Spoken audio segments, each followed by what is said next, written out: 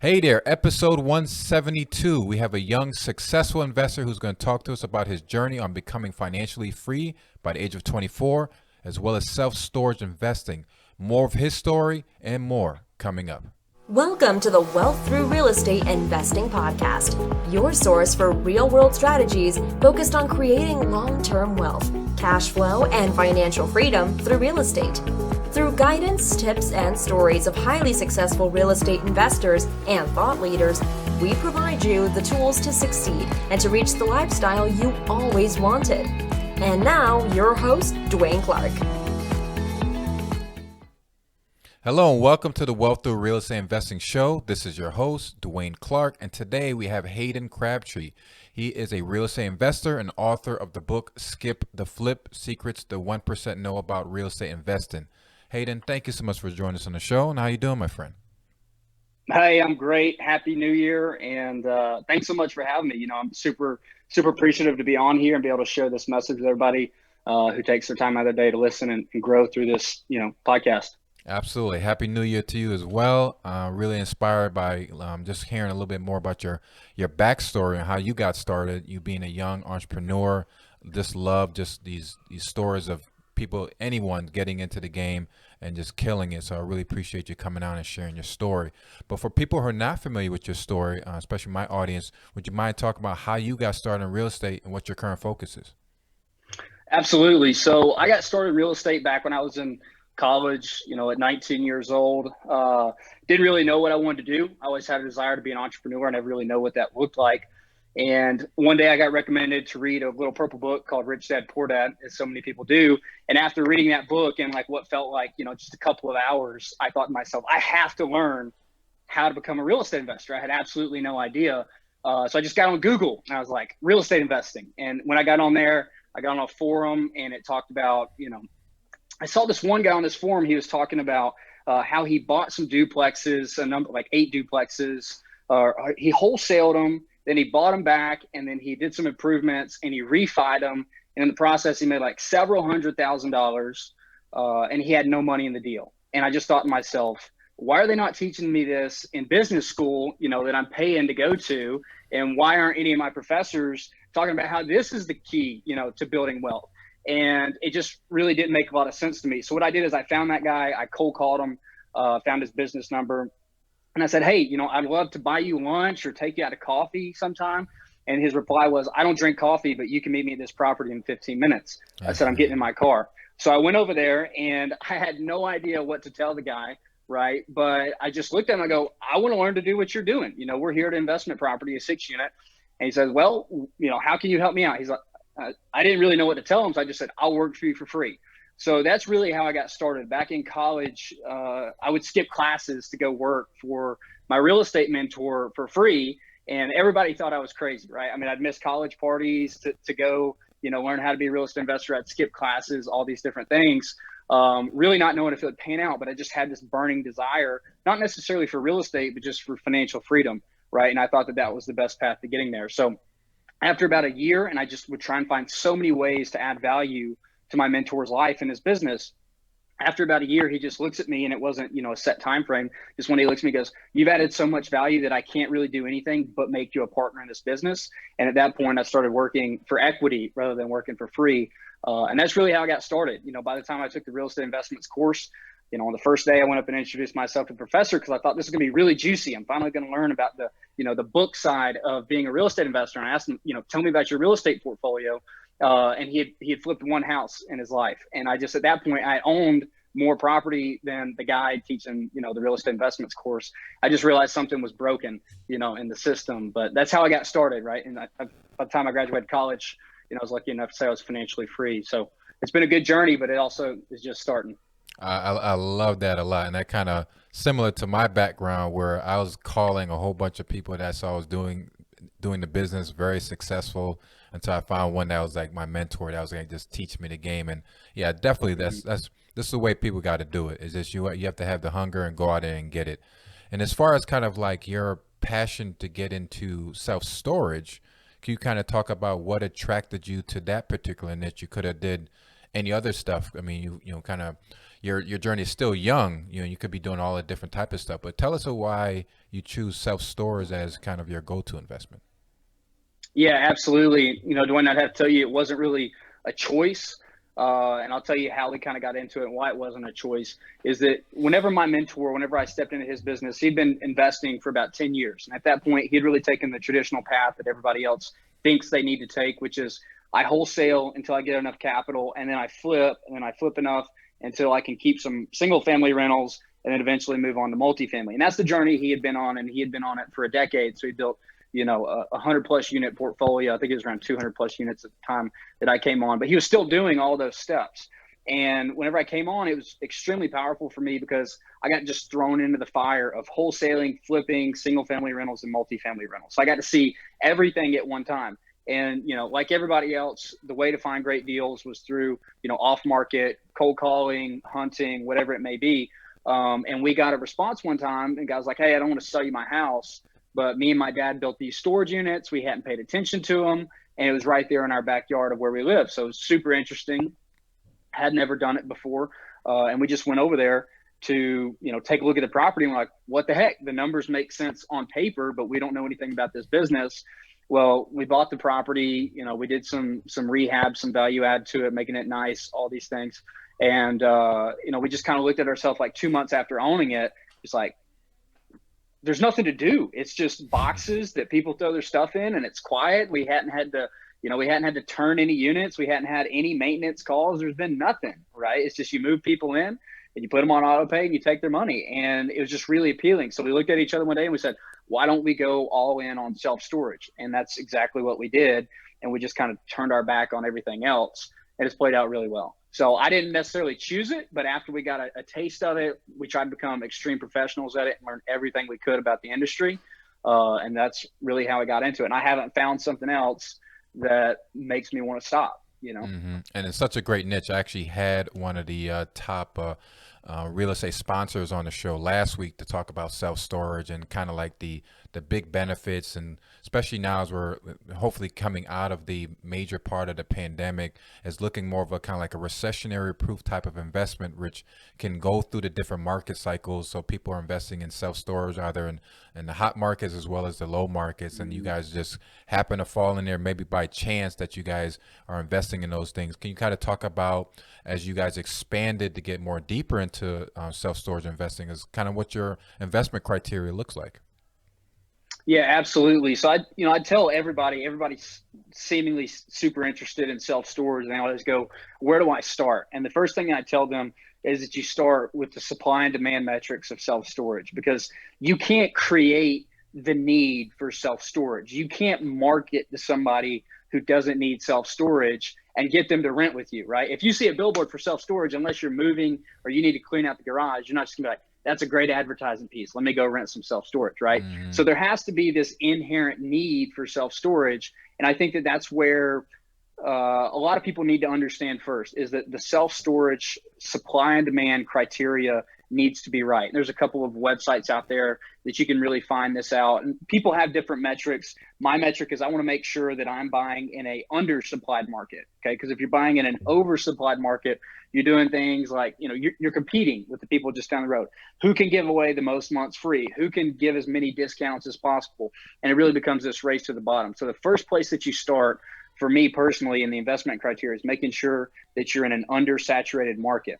And then after that, we just want to look at things like household income, what's the population, what's the growth, and then size of the facility in terms of, you know, how much volume can I get out of this thing? Because you don't want to buy a self-storage facility, you know, that's making $5,000 or less a month, because it's just not economical after you put management systems in place, take on expenses, things like that. So for us, you know, we want to buy something that's going to be generating, you know, $20,000 or more a month in income, and is in a really good market. That's what's super important. I've talked to, as you mentioned earlier, the pandemic, I've talked to a couple different operators throughout this, and some of them have been impacted by COVID, but none of our properties were impacted by COVID. I think that's because we're in really solid markets where the fundamentals were there. Awesome. And as far as kind of like, you just have such an inspiring story. I love that you just have that tenacity to go out and get that education, even if it takes skipping class and not going to the Hmm. parties and things like that, and just not going with the crowd. Can you kind of talk to the younger generation, the millennials, the people that are interested in getting in the game and hustling and do what it takes? Some advice for them as they come in and try to look to get into investing as well. That's such a great question. So many people want to ask me, like, how do I find a mentor? I think that's probably one of the top three questions that I get from people after they read my book is, how do I find a mentor? And the thing is that you have to understand that even if you're offering your time for free, you're not an asset in someone's business. You're a liability, and you're a time liability. So the biggest thing, if you want to find somebody that can serve you and give you knowledge, number one, you want somebody who's successful. And successful people generally have limited time. So if you're going to try and take their time away, you have to trade for that. So you need to find a way, instead of being a liability for them, you need to become an asset for them. And just like whenever I started, I had no idea how to add value to his business, but I would look for things. It doesn't matter what in the world it is. Like one of the first things I did is, whenever I started working for him for free, I noticed that my mentor's key system was kind of outdated. They were always looking for, where's this key for this property? Where's this key for this property? They didn't ask me to. I just said, I'm going to reinvent your entire key system so no one ever looks for another key for more than 30 seconds. You know what I mean? So that was just a way to add value to his business without being asked to add value. Because if you ask somebody, hey, I want to work for you for free, what can I do for you? If they needed something done, they would have already handled it. You need to find things for them that you can do without being asked to do something. So really the most important piece that I would tell somebody young who wants to start, who wants to find a mentor, is find a way to add value without being asked to do so. Go above and beyond, go out of your way, and just do things that you're not being asked to do would be my number one, really recipe for success and getting started is adding value wherever, whenever possible. Actually, absolutely. Love that a lot. And as far as kind of your book, Skip the Flip, kind of like Yeah. me just listening to the title, meaning that you do not necessarily have to do flips in order to do bigger things. Can you kind of explain what's in the book and what people can learn from it? So I'll tell you how the book came about, and I think that'll answer the question. Is a lot of my friends, a lot of my peers, or even people who are a little bit above me who are working, good jobs, right? Making good money at their jobs, but they're just a little bit tired. And these people would always come to me, and over the last, couple of years go, hey, how are you doing what you're doing? I know that you're doing real estate, but what exactly does that mean? I was watching TV last weekend, and I saw this thing on HGTV where they flipped this house and made a bunch of money. I want to be a real estate investor. I want to flip houses. How do I flip houses? And I just tell them every time, that is not what real estate investing is all about. You need to skip the flip. And that was really just my way of telling people that there's a difference between being a wholesaler and being a flipper and being a long-term cash flow investor that gets all the different benefits, right? So really the thesis of my book is to explain to people, if you want to be a real estate investor, then here's what real estate investing is. It's investing for cash flow, appreciation, tax benefits, getting debt to purposely leverage your money and have the debt pay down over time, and allowing your tenants to pay that off for you. That's what investing in. Investing is not being a flipper, being a wholesaler, being an agent. And there's nothing wrong with being any of those things. I just want people to understand the theoretical difference between trading your time for money and not trading your time for money. And that's really what Skip the Flip's all about. I'm not opposed to flipping. I'm not opposed to wholesaling. I'm not opposed to being an agent, but that's not investing. Awesome. Yeah, very well said. I appreciate that. And as far as kind of take us through like a typical work day for you, and do you have any special morning routines? So I would love to say I do, but I do not have any special morning routines. Normally my morning is lots of coffee and whatever the highest priority is for that day. So right now I'm in the middle of placing some 1031 funds. So that's taken my top priority. And whenever I'm not worried about finding a replacement property, then the next thing on my list of importance is essentially a real estate development project that I'm doing, a commercial development project in Florida. And if that's all taken care of, then I just go to the next item on the list, whether it's something, inside my real estate business that needs my attention, or something, in my online business of helping my students, or trying to grow, trying to reach out, making, social media posts or advertising, content in one way or another through those mediums. So I don't really have a set date. It's whatever the highest priority is. And, unfortunately, some things get ignored, right? I mean, when you're focused on your top investing, sometimes, you forget to meditate. I always am super important about trying to work out because I think health is number one. But I don't always do that in the morning. So it kind of varies for me, but I'm always, getting right to it. I don't sit around and read a whole lot or anything like that. But I am big on podcasts, listen to podcasts whenever, wherever I can is a big part of my day. Awesome. And as far as any, you work in between the many different businesses and projects, are you using any type of tools or resources to help you be yourself more productive? I would just say outsourcing work wherever possible. A great thing to do is to bring virtual assistants into your business for repetitive tasks. As much as you can get your hands off those things that, you can take 30 minutes to explain to somebody how to do it and then never have to worry about it getting it done again. I'd say virtual assistants and outsourcing is a big one. We don't do any of our own accounting. We have a fully outsourced accounting team that handles every single aspect from, accounts payable, accounts receivable, all of those different things. So just whenever and wherever you can outsource those different pieces so that you can focus yourself on the highest and best. And I'd really say, that's my number one tool was leveraging other people's time. Awesome. And as far as kind of your success so early on in your career and all of the continued success that you're going to have, what can you say that you're most grateful for? A healthy body, man. I think that if you woke up today and you walked, from your bedroom to the kitchen, you're blessed. There's a lot of people that take that for granted. And I think that's just a huge thing is having good health. And so that you can use that body, you can use that health to go out and grow. That's things that a lot of people overlook, but it's a huge asset in your life to not have to worry about that. So that's probably my number one most grateful thing. Absolutely. Skip the Flip is on Amazon. Can you also, we'll make sure to have that on the show notes as well. Can you also let us know how to get in contact with you? Yeah, so for sure. So you can contact me. My personal email is hayden@haydencrabtree.com. Again, hayden@haydencrabtree.com. You can shoot me an email. You can reach out to me on Instagram. I'm always checking my DMs over there. And then Skip the Flip, if it's okay with you, Dwaine, is I give the book away for free because Jeff Bezos makes more money off of it on Amazon than I do. So if you want to go grab the physical copy on Amazon, that's great. If you want to read it and you don't want to pay Jeff Bezos, then that's fine as well. You can get it for free at haydencrabtree.com/free book. And I give away the audiobook and the PDF version of the book.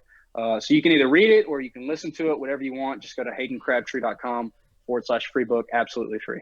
Absolutely. Hayden, it was a pleasure speaking with you. Like I said, learning from the younger investors and doing big things. I really appreciate you taking the time. Happy New Year. Best to you and the family, and look forward to connecting with you again soon. Yes, sir. Thank you, Dwaine. Take care, my friend. Yeah. Hey there, this is Dwaine Clarke, your host of the Wealth Through Real Estate Investing show. I want to thank you again for tuning in and hope you're enjoying this valuable content. While I got you for a quick minute, I wanted to send you an invitation to join our growing investor community. It's called the Passive Investors Club. It's a group of like-minded individuals like you who are seeking financial freedom and to build true wealth through passive investing in commercial real estate.